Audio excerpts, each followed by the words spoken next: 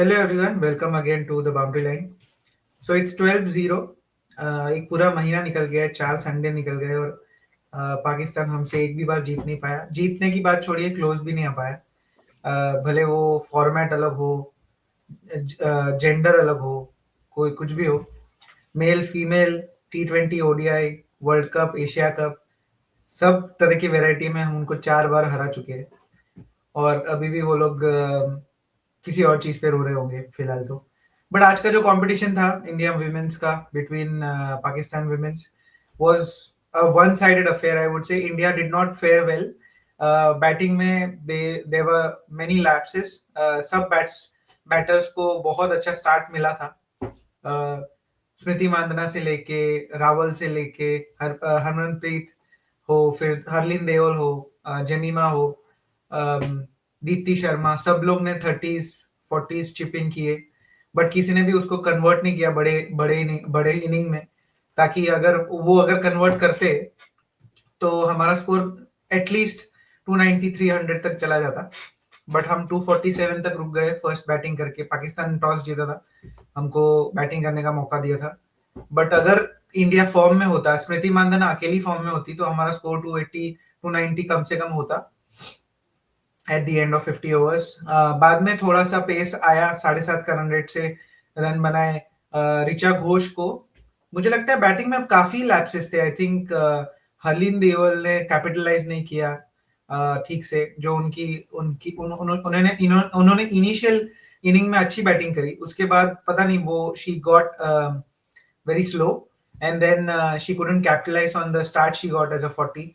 उसके बाद Smriti Mandhana from the start was looking very dull. Uh, there was something which was going in her mind that she couldn't just get on with the game. She was very conscious. She was very cautious for no reason. Yes, मैं बोलूंगा कि Diana bag थोड़ा अच्छा bowling कर रहे थे नई ball से, बट इतना भी नहीं कि आप उनको पूरा शेल में चले गए और आप फिर विकेट अपना आपने फातिमा को दे दिया। लेकिन yes, Diana was bowling well at the start and obviously she was the best bowler for Pakistan in their inning. But पहले ही ओवर में उनको 3 चौके मार दिए थे रावल ने, तो प्रेशर पूरा उनके ऊपर बना दिया था। तो उसको कैपिटलाइज करने की जरूरत थी। इंडिया ने पहले पावर प्ले में 10 ओवर में भी 85 रन मारे, 53। सो उससे बेटर स्टार्ट हो सकता था। बट नॉनदलेस हमारे ऑफ डे पे भी पाकिस्तान हमसे कुछ नहीं जीत पाया। क्योंकि अगर आपने बैटिंग देखी, अगर आपको थोड़ा सा भी क्रिकेट का नॉलेज होगा, मैं ये नहीं बोल रहा हूँ कि एक्सपर्ट हो या नहीं हो, बट जिस तरीके से पाकिस्तान के बैटर्स इन swinging delivery, out swinging delivery, उनको बिल्कुल आइडिया ही नहीं था कि क्रांति गौड़ क्या कर रही है, या इनफैक्ट इवन रेणुका सिंह ठाकुर क्या कर रही है, उनको बिल्कुल आइडिया ही नहीं था कि बॉल किस तरफ मूव होने वाला है। एट द लास्ट मोमेंट, वो हम बोलते हैं ना कि लास्ट में बैट आ जा रहा था, वैसे उनको बैट रख रहे थे उनके बैटर, स्पेशली सिद्रा अमीन जो 81 बनाए आफ्टर ऑल। बट उनको आई थिंक जो LBW अपील्स थे वो उनके फेवर में गए, जो उनके अगेंस्ट जा सकते थे। इंडिया ने रिव्यू नहीं लिए और 2 कैचेस भी उनके छूटे ऋचा घोष से। आई थिंक रेणुका सिंह के बॉलिंग में छूटे उनसे। तो अगर वो कैपिटलाइज इंडिया कर लेता तो आई थिंक पाकिस्तान 70-80 में भी ऑल आउट हो जाता। इतना बुरा उनका बैटिंग बहुत बुरा है। मुझे नहीं लगता कि that is an international level of batting. I never knew that Pakistan's women's team is so bad, but today their batting was literally it was not international level. मुझे नहीं लगता कौन सिलेक्शन कर रहा है या क्या है, but their batting was really pathetic, I would say. they ये 12-0 भी नहीं होना चाहिए ये। और there was another stat where Sidra Amin scored a 6 of Sneha Rana, I think, and that was the first 6 by any Pakistani batter against India in all the ODI matches. So India has played 12 ODI matches against Pakistan. One more stat is there. They have never reached 200 against India. Exactly, and today also Never. they maintain that Never. stat. Yeah. So that is the kind of that is the level of Pakistan cricket जो वो लोग जो बोलते रहते हैं। They should stay in their shoes, they should better their cricket and then talk about competing with India in any forms. I don't know what they talk about, but क्या लग रहा है इंडिया का आज परफॉर्मेंस थोड़ा of colour जरूर था। But नहीं ये इस फर्स्ट इस तरीके से परफॉर्मेंस मैं ये बोलूंगा कि मैं पहले क्रांति गौड़ पे आना चाहूंगा कि मुझे ऐसा लगता है कि there are very few bowlers in in in in Indian cricket history जो बॉल को दोनों तरफ मूव करा सकते हैं। एक प्रवीण कुमार थे, एक भुवनेश्वर कुमार थे, उसके बाद I think Kranti Goud is that kind of a level of bowler. I think Lauren Bell भी एक बॉलर है जो दोनों तरफ मूव कराती है in England. So it's she is an amazing bowler. What do you think about it? Yeah, I mean she's really good bowler. Like have taking up. I think she took a five-for also, not today. Yeah. She took a five-for. Like I mean, she deserved every bit of it. The only I mean the bowling is not a problem with India. No, The she got problem three is wickets, batting. not five wickets. Okay, sorry, three wicket. The bowling is not a problem with India. Like India has got very good bowlers. Like even when we see it in the men's cricket also, India has got good bowlers. The Yeah. problem is the batting. Like we saw it in Sri Lanka also. Hmm. Against Sri Lanka as well, I mean, I didn't enjoy the batting even in there. Like they were, I think if I remember, if I look at the scorecard, I don't remember well. But in Sri Lanka also, I mean, they had let down the first match which we had played, like just scoring 269 runs, like on a pitch like that where you could have scored at easily 320 3 I mean at least 300 odd runs आराम से बना सकते थे वो लोग वहां पर भी उन लोगों ने सिर्फ 269 बॉलिंग की आई मीन से बैटिंग की 269 रन मारे और फिर आपके एंड में आपके बॉलर्स ने आपको बचा लिया मतलब 211 पे ऑल आउट कर दिया था तो और Hmm. अभी ये मैच में भी मतलब आपको स्टार्ट्स अच्छे मिल रहे हैं आपको हर चीज मतलब जब आई मीन फर्स्ट 5 ओवर्स में वो टाइम पर रन रेट ऑलमोस्ट मतलब 12 आई मीन 12 नहीं बोलूंगा पर एटलीस्ट 6-7 की आठ हिसाब आठ का से था। 8 का था ऑलमोस्ट Hmm. 8 रन पर ओवर के हिसाब से वो लोग जा रहे थे और फिर Hmm. तुरंत ही मतलब इतना स्टीप आ गया पर Hmm. मेरे को भरोसा था पाकिस्तान पर कि वो 175 के ऊपर वो चेज ही नहीं कर पाएंगे क्योंकि देखा था उनको पहले के मैच में भी जैसे वो विकेट्स भी दे रहे थे मतलब फर्स्ट ऑफ अ काइंड ऐसे विकेट्स देखने को मिल रहे थे Yeah. फास्ट बॉलर पर तुम हिट विकेट दे देते हो मतलब ऐसा ऐसा सब ऐसे ऐसे विकेट्स देखने को पाकिस्तान की ओर से मिल रहे थे तो मतलब मेरे को मालूम था कि anything above 175 in will be a easy cakewalk for India to defend against Pakistan Hmm. but then came the fielding was such a subpar fielding. Like Yes. we were talking about the men's team also, like before. I don't know what has happened to both these teams. Like 2025 में क्या हो गया इनके fielding को कि मतलब इतना dip हो गया है और मतलब एक ही फील्डर मेरे को पसंद आता है वो है दीप्ति शर्मा उनका प्रेजेंस ऑफ माइंड इतना अच्छा है जो उन्होंने वो जो रन आउट भी किया Yes. ओपनिंग बैट्समैन को वो जो चश्मिश थी Yeah. Wicket keeper batsman Yeah. Mujeeb नहीं, वो विकेट कीपर मुजीब नहीं है।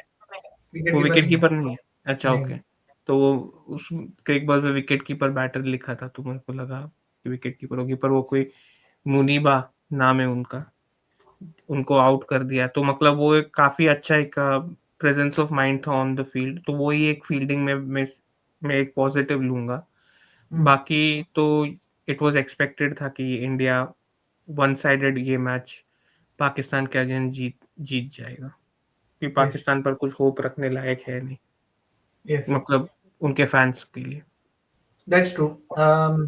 Yeah, I mean, DP Sharma is always a positive. Last match भी उन्होंने 50 मारी थी. हम्म Amanjot Kaur was missed out because of an injury in this match. So she also was someone who scored a 50 in the last match. So हम्म वो उनको बाहर बैठना पड़ा उनकी जगह पे रेणुका सिंह ठाकुर खेल रहे थे आज. So yes, batting needs improvement. अगर आप बड़े बड़े टूर्नामेंट्स जीतना चाहते हो, अगर आप ऑस्ट्रेलिया को हराना चाहते हो, तो आपको एक डोमिनेटिंग परफॉर्मेंस देना पड़ेगा अपने बैट से क्योंकि बॉलर्स आपको सीरीज जिताते हैं बट वो जो एक एक्स फैक्टर आपको चाहिए बैटिंग में वो आपको लाना पड़ेगा. दीप्ति शर्मा डेफिनेटली कंट्रीब्यूट्स और and there is one more thing which was of I feel is if Jemima is so good, we all know how good Jemima is against spinners. Spin When the spinners are operating, why not get her ahead of Harmanpreet? Because we have seen that she has been struggling in her form at recent times. and she has not been able to perform on the highest of her abilities. So why not go for Jamima, who can rotate the strike against the spinners, and she is very good with her sweeps. She's really good negotiating the running between the wickets as well. Even today we saw a masterclass where she was almost run out when Harleen Deol sent her back, but because of her technique, where she uses the long handle of the bat, she could save that run out, and she was inside the crease. So when spinners are operating, definitely without a doubt go for Jamima, and whatever the batting order is.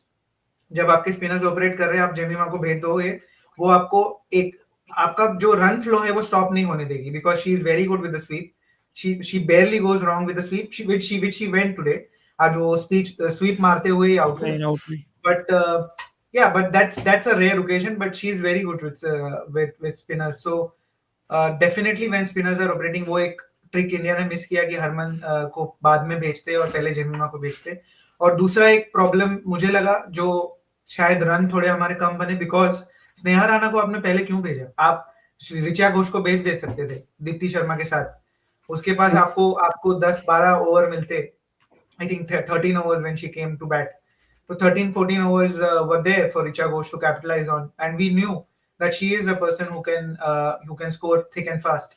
So why not go with Richa Ghosh ahead of Sneha Rana? I know last match में एक partnership उनकी last हुई match थी, के हिसाब से. but that's not always. It works sometimes, it doesn't work always. So you should go with your natural batting order जो आपको पता है, जो बैटर जिसका ability ज्यादा है उसको ज्यादा बैटिंग करवाइए.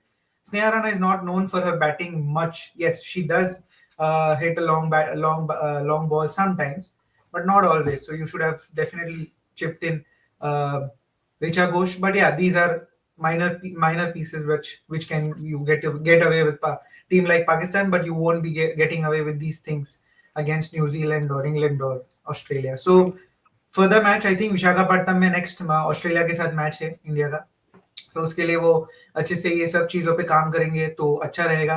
And it will be a very very big boost if they can beat Australia in the group stage at least. तो अगर, क्योंकि आपको ऑब्वियसली, जैसे हमको गौतम गंभीर हमेशा बोलते हैं कि अगर आपको वर्ल्ड कप चैंपियनशिप्स जीतनी है, वर्ल्ड कप्स जीतने हैं, तो आपको ऑस्ट्रेलिया को 2-3 बार हराना पड़ेगा. तो अगर आप यहाँ पे उनको हराते हो तो आपको पता है कि you can do it, and come in the semi-final or final, when you face them again, you can definitely beat them again with the confidence you would have of after beating them in the group stages. So yes, it was not the best performance by the Indian team, but still the worst is very much far ahead than the abilities of Pakistan. So it is 12-0. It is no rivalry, as Surya Kumar said. So that was another fourth Sunday, another win for Indian team, and another way of thinking, another thing for Pakistan to think on, that they should be calling this a rivalry or not, because it's definitely not a rivalry anymore. So yes, that's about it. दूसरा एक चीज है जो आजकल social media में काफी चल रही है. सो रोहित शर्मा के फैंस है वो काफी दुखी है, बिकॉज उनको कैप्टनसी करते हुए देखने नहीं मिलेगा. बट मैंने एक चीज नोटिस किया जिनाज, की रोहित शर्मा की लोग बात कर रहे हैं, श्रेयस अय्यर की लोग बात कर रहे हैं, but there's a certain another stalwart of the game who is also playing the game, and who is also going to play probably his last phase of cricket with Rohit Sharma. Why has the fandom of Virat Kohli taken a backseat? Why do you think is that is the case? कुछ action नहीं वहां से भी आ रहा है ना. मतलब उनके जो अभी जो फिलहाल जो उनके जो जर्नलिस्ट है, मतलब जो उनका पीआर करते हैं, उन्होंने तो पहले से ही बोल दिया है कि Yeah, कि ये जो इवन दो उन्होंने ही वो आर्टिकल लिखा correct. कि मेरिट बेस्ड होगा दोनों के लिए. पर Yes. उनके जो दूसरे जर्नलिस्ट है वही सेम ऑर्गेनाइजेशन के, उन्होंने बोला कि आई डोंट बिलीव कि Virat Kohli out of everyone Virat Kohli को मतलब मेरिट बेस्ड सिलेक्शन होना चाहिए विराट कोहली के लिए, because he is been the best in the format, ये वगैरह वगैरह वगैरह. Yeah. तो वो एक चीज है कि उनको अंदर से अभी मालूम है कि एक जाएगा तो दूसरा भी जाएगा, तो उससे अच्छा है कॉमन आदमी को टारगेट करो रोहित Correct. फैंस के साथ मिलकर.